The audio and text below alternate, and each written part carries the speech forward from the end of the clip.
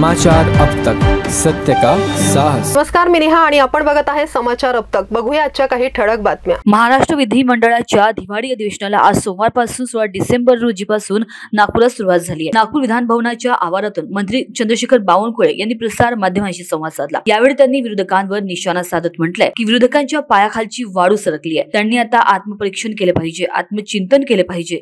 जर ते ईव्हीएमला दोष देऊन वेळ काढत असतील तर यापेक्षाही वाईट परिस्थिती विरोधकांची पुढच्या काळात होईल। आत्मपरीक्षण न करता केवळ जनतेत संभ्रम निर्माण करून ईव्हीएमवर आरोप करून जनादेशाचा अपमान विरोधकांकडून करण्यात येत आहे। जनादेशाला डावलण्याचे काम विरोधक करत आहेत। जनादेशाचा अपमान करणे म्हणजे संविधानाचा अपमान करणे आहे। संविधानाने जनतेला मतदान करण्याचा अधिकार दिला आणि ते मतदान केल्यावर जनतेवर या पद्धतीने टीका करणे म्हणजेच मतदारांच्या विश्वासार्हतेवर प्रश्न उपस्थित करणे होते। त्यामुळे विरोधकांनी किमान सध्याची वस्तुस्थिती तपासली पाहिजे, त्यांनी त्यांच्या पराभवाचे कारण शोधले पाहिजे, असे यावेळी बावनकुळे यांच्याकडून सांगण्यात आले।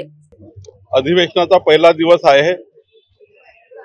विदर्भातलं हे अत्यंत महत्त्वाचं अधिवेशन आहे आणि विदर्भाला प्रामुख्याने न्याय देण्याकरता, विदर्भातील शेतकरी कष्टकऱ्यांना न्याय देण्याकरता आणि विदर्भाचे प्रश्न सोडवण्याकरता या अधिवेशनाचं महत्त्व आहे। नागपूर कराराप्रमाणे या अधिवेशनामध्ये खास करून विदर्भातली जनता जी मंत्री महोदयाला भेटण्याला येणार आहे किंवा मंत्री महोदयाकडे येणार आहे, त्यांच्या साहजिक अपेक्षा आमचं सरकार पूर्ण करेल आणि सरकारने जो मॅनिफेस्टो दिलाय, जाहीरनामा दिलाय जनतेच्या विकासाचा, तो जाहीरनामा देवेंद्र फडणवीस सरकार, आमचं सरकार पूर्ण करेल। खरं तर विरोधकाची पायाखालची वाळू घसरली आहे। त्यांनी आता थोडं आत्मपरीक्षण केलं पाहिजे, आत्मचिंतन केलं पाहिजे। जर ते ईव्हीएम वर दोष देऊन आपला वेळ काढत असेल तर यापेक्षाही वाईट परिस्थिती च्या काळामध्ये विरोधकाची होईल।